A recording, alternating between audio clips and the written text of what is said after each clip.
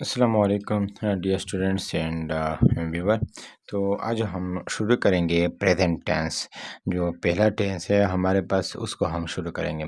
तो present tense में हमारे पास जो मैंने आपको पहले बताया था कि यहाँ पर आप देख सकते हैं मैंने आपको ये चीज़ समझाई थी कि प्रेजेंट जो टेंस है इसके फोर फार्म्स हैं।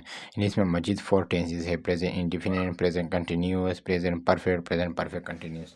तो इस तरह आज हम शुरू करेंगे प्रेजेंट टेंस को। तो प्रेजेंट टेंस में हमारे पास कितने टेंसेस हैं? तो इसमें फोर टेंसेस हैं। तो फोर टेंसेस में जो पहला टेंस है प्रेजेंट इंडिफिनिट, या जिसको हम प्रेजेंट सिंपल टेंस भी कहते हैं, वो आज हम शुरू करेंगे। ऐसे प्रेजेंट सिंपल और प्रेजेंट इंडिफिनिट। तो इस टेंस की उर्दू में पहचान क्या है? ऐसे वो तमाम जुमले जिनके आखिर में ता है, ती है, ते हैं, या हैं आते हैं, ऐसे तमाम टेंसेस कौन से होंगे? प्रेजेंट सिंपल या प्रेजेंट इंडिफिनिट टेंसेस हो गए। वो तमाम टेंसेस जिनके आखिर में ता है, ती है, ते हैं, या हैं आते हैं, ऐसे तमाम टेंसेस प्रेजेंट इंडिफिनिट या प्रेजेंट सिंपल टेंसेस होते हैं। दूसरी बात जो है प्रेजेंट टेंसेस से रिलेटेड, उसमें अपने हर टेंस में जो हेल्पिंग वर्ब यूज़ होते हैं उनको आपने याद रखना है। हेल्पिंग वर्ब सिंपल में यूज़ नहीं होते हैं प्रेजेंट इंडिफिनिट सिंपल टेंस में, लेकिन उसके नेगेटिव में टेंस में हमारे पास यूज़ होता है। तो हेल्पिंग वर्ब इसका है डू और डज। डू को हम प्लूरल फॉर्म के साथ यूज़ करेंगे और डज को हम सिंगुलर फॉर्म के साथ यूज़ करेंगे। तो पहले हम अफर्मेटिव या पॉजिटिव टेंस, जो प्रेजेंट इंडिफिनिट में पॉजिटिव टेंस या अफर्मेटिव टेंस, वो किस तरह बनाते हैं। उसका स्ट्रक्चर है subject plus verb first form. For example, first form का मतलब है गो या राइट, इस तरह। या वर्ब फिफ्थ फॉर्म से मुराद है गोज या राइट्स या ड्रिंक्स या वॉक्स वगैरह। ये सारे क्या है? वर्ब की फिफ्थ फॉर्म है। प्लस ऑब्जेक्ट, यानी जनरली अगर मैं कहूँ तो subject plus verb plus object, ये तो हमारे पास इससे सेंटेंस बनते हैं। Generally we don't need a helping verb in the structure of a simple present affirmative sentence. यानी एफर्मेटिव सेंटेंस में हमें किसी भी किस्म की हेल्पिंग वर्ब की ज़रूरत नहीं होती। यानी एफर्मेटिव टेंस में कौन से ज़माने में, कौन से टेंस में? प्रेजेंट इंडिफिनिट या प्रेजेंट सिंपल के इन्फॉर्मेटिव या पॉजिटिव टेंस में हमें किसी भी किस्म की हेल्पिंग वर्ब की ज़रूरत नहीं होती है। तो हमारे पास सिंगुलर क्या हो? सब्जेक्ट अगर सिंगुलर हो, for example he, she, it या प्रॉपर नाउन, ये सिंगुलर, तो इसके साथ हम वर्ब की फिफ्थ फॉर्म यानी वर्ब के साथ ए से ई एस का इजाफा करेंगे। लेकिन अगर हमारे पास सब्जेक्ट क्या हो? प्लूरल हो, for example I, we, you, they, या प्लूरल नाउन जितनी भी हो वो हो, तो उसके साथ हम वर्ब की फर्स्ट फॉर्म इस्तेमाल करेंगे। तो आइए एग्जांपल्स की तरफ आते हैं। For example, he plays football, he plays football. तो ये ही क्या है? ही सब्जेक्ट है, लेकिन सब्जेक्ट कौन सा सब्जेक्ट है? सिंगुलर सब्जेक्ट है। यहाँ यहाँ पर हमने क्या लगाया? प्लेज। यहाँ पर हमने क्या लगाया? प्लेज। एस का इजाफा किया। किस वजह से इजाफा किया? क्योंकि सब्जेक्ट सिंगुलर है तो वर्ब का भी सिंगुलर आना है। और इससे पहले हमने सब्जेक्ट वर्ब एग्रीमेंट, यहाँ पर भी आप देख सकते हैं सब्जेक्ट वर्ब एग्रीमेंट में ये चीज़ बताई थी कि अगर सब्जेक्ट सिंगुलर हो तो उसका वर्ब भी सिंगुलर आएगा। तो और नाउन के फॉर्म में या सब्जेक्ट के फॉर्म में, तो जब हम सिंगुलर होते हैं तो इसके साथ ऐसे एस नहीं होता है, लेकिन वर्ब में जब कोई वर्ब सिंगुलर होता है तो इसके साथ हम ऐसे एस का इजाफा करते हैं। तो दूसरा सेकंड सेंटेंस अगर देखें, आई प्ले फुटबॉल। आई, तो आई सिंगुलर है, लेकिन ये एक एक्सेप्शनल केस है, तो इसके साथ ये प्लूरल के फॉर्म में हमेशा के लिए यूज़ होता है। तो इसके साथ हम ए से ई एस इसका इजाफा नहीं करते हैं। और का फर्स्ट फॉर्म है जो हमने बताया था कि प्रेजेंट सिंपल टेंस या अफर्मेटिव इंडिफिनिट टेंस में हम subject plus verb first form या ए से ई एस वाला फॉर्म का और प्लस ऑब्जेक्ट का यूज़ करेंगे। तो आई प्ले फुटबॉल। सेकंड अगर हम देखें, we learn English. We subject तो है, लेकिन ये प्लूरल है, तो इसके साथ वर्ब हाँ कौन सा आ जाएगा? वर्ब भी प्लूरल के फॉर्म में आ जाएगा, तो इसके साथ ए से ई एस हम नहीं लगाएंगे। तो ये अक्सर एमसीक्यूज में आता है कि आप ये बताएं, he plays football, he play football, he playing football. इस तरह बहुत सारे आपको ऑप्शंस दिए गए होते हैं, तो आपसे ये क्वेश्चन किया जाता है कि आप करेक्ट इसका टेंस बताएं। तो he plays football.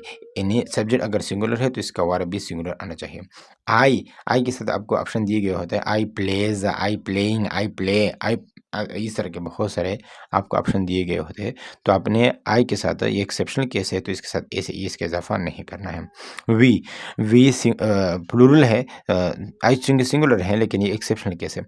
We plural है सब्जेक्ट, तो इसके साथ वर्ब का भी प्लूरल फॉर्म आ जाएगा और ए से ई से नहीं हटाएंगे। We learn English. The form of verb will always depend on the number of subject। यानी वर्ब का फॉर्म, यानी हमने वर्ब का कौन सा फॉर्म यूज़ करना है तो ये डिपेंड करता है किस चीज़ पर, सब्जेक्ट पर डिपेंड करता है। अगर सब्जेक्ट सिंगुलर है, एक है, वाहिद है, तो आपका वर्ब भी वाहिद आ जाएगा, उसके साथ ए से ई एस आ जाएगा। लेकिन अगर सब्जेक्ट प्लूरल है, इसके यानी सब्जेक्ट में कौन कौन से है, आई वी यू दे, ये है सब्जेक्ट में, तो इसके वर्ब के साथ ए से इस हम नहीं लगाएंगे। ये आप सिंपली याद रखें। तो हम अब क्या करते हैं, इस टेंस का नेगेटिव बनाना चाहते हैं। तो नेगेटिव हम किस तरह, नेगेटिव हम 3 तरीके से बना सकते हैं, नो, नॉट और नेवर। नो ये हमेशा के लिए एट द स्टार्ट और बिगिनिंग ऑफ द सेंटेंस में इस्तेमाल होता है, इसको हम मिडल में या आखिर में इस्तेमाल नहीं करते हैं। फॉर एग्जांपल ये तो यहाँ पर एग्जांपल नहीं दिया गया है, लेकिन आप इस चीज़ को समझ सकते हैं। Never, never before main verb, ये नेवर को हमेशा के लिए मेन वर्ब से पहले इस्तेमाल करता है। ये अक्सर एमसीक्यूज में आते हैं कि नेवर इस तरह के आपको टेंसेस दिए गए होते हैं, तो उसमें ऑप्शन उन्होंने आपको दिया गया होता है, no, never, not, none of this.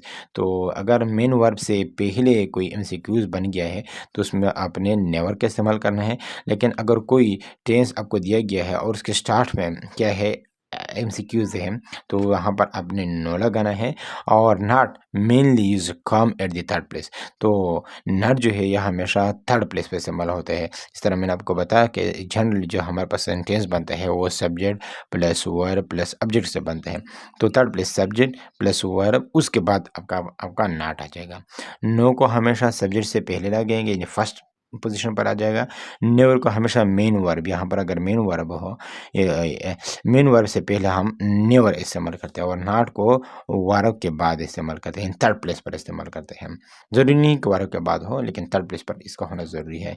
No negative sentence is possible without helping verb. और ये भी याद रखें कि कोई भी सेंटेंस हेल्पिंग वर्ब के बगैर नहीं बन सकता है। तो हेल्पिंग वर्ब इस टेंस में प्रेजेंट इंडेफिनिट या प्रेजेंट सिंपल टेंस में कौन सा है, डू और डज, और इसके साथ वर्ब का फर्स्ट फॉर्म या फिफ्थ फॉर्म ए से ई का इजाफा करते हैं। तो मैं आपको समझाता हूँ इस चीज़ को। अगर सब्जेक्ट सिंगुलर हो तो हेल्पिंग वर्ब डज आ जाएगा, लेकिन अगर सब्जेक्ट क्या हो, प्लूरल हो, तो आपका हेल्पिंग वर्ब डू आएगा। देखिए ये वर्ब है। अगर सब्जेक्ट सिंगुलर है तो इसके साथ हम ए से ई का इजाफा करते हैं। अगर सब्जेक्ट प्लूरल है तो इससे हम ए से ई हटाते हैं। For example, he does not speak English, तो ये नॉट किस पोजीशन पर आ गया, थर्ड पोजीशन पर आ गया। सिंगुलर सब्जेक्ट अगर सिंगुलर है तो इसके हेल्पिंग वर्ब में डज आ जाएगा, ई एस इजाफा करते हैं। किस वजह से, क्योंकि सब्जेक्ट सिंगुलर है, और थर्ड प्लेस पर क्या आ जाएगा, नॉट आ गया। इस तरह I do not know you, तो सब्जेक्ट सिंगुलर है लेकिन ये कौन सा एक्सेप्शनल केस है, तो इसको हम प्लूरल मानते हैं, तो इसके साथ हम ए से ई इसका इजाफा नहीं करते हैं, आई डू, और थर्ड प्लेस पर not, I do not know you.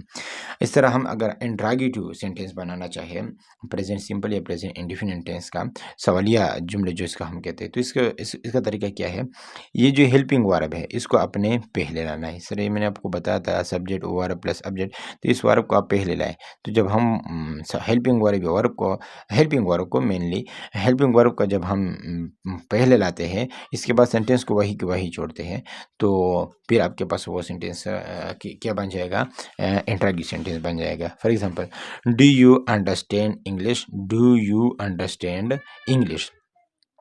अब ये क्या हो गया, डू ये हेल्पिंग वर्ब है, और इसके बाद subject plus verb first form plus object. याद रखें प्रेजेंट इंडेफिनिट टेंस में हमेशा वर्ब की फर्स्ट फॉर्म यूज़ होगी।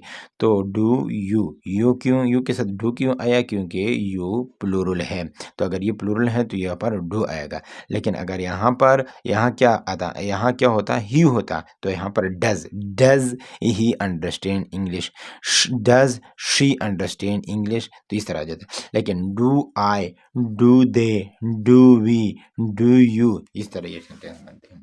Does she play football, does she play football, क्योंकि ये सब्जेक्ट सिंगुलर है तो वर्ब भी सिंगुलर आएगा। Does he play football, does he she eat, does Aslam play football, does Asma play football, तो इस तरह आ जाएगा।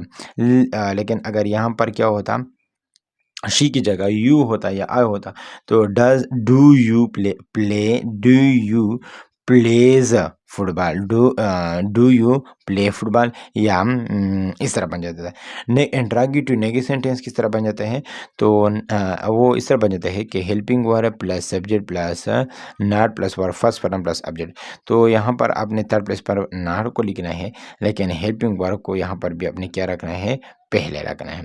और इसके साथ साथ यहाँ पर अपने सिंपल सेंटेंस आया था, डू यू अंडरस्टैंड इंग्लिश, तो अगर आप थर्ड प्लेस पर नॉट भी यूज़ करें तो ये आपके पास इंट्रागेटिव नेगेटिव सेंटेंस बन जाएगा। For example, do you not understand English, यहाँ पर नॉट आ गया। Does she not play football, does she not play football, तब थर्ड प्लेस पर अगर नॉट आ जाए तो ये आपके पास इंट्रागेटिव नेगेटिव सेंटेंस बन जाता है। तो ये आपका हो गया प्रेजेंट इंडेफिनिट टेंस। इसके बाद हम एक एक करके एक एक टेंस को हम पढ़ाएंगे, फिर लास्ट में हम इसके एक टेबल बनाएंगे और इन सारी चीज़ों को एक ही वीडियो में क्या करेंगे, इंशाल्लाह समझेंगे, तो आपके लिए बहुत ज़्यादा आसानी होगी। Thank you for watching.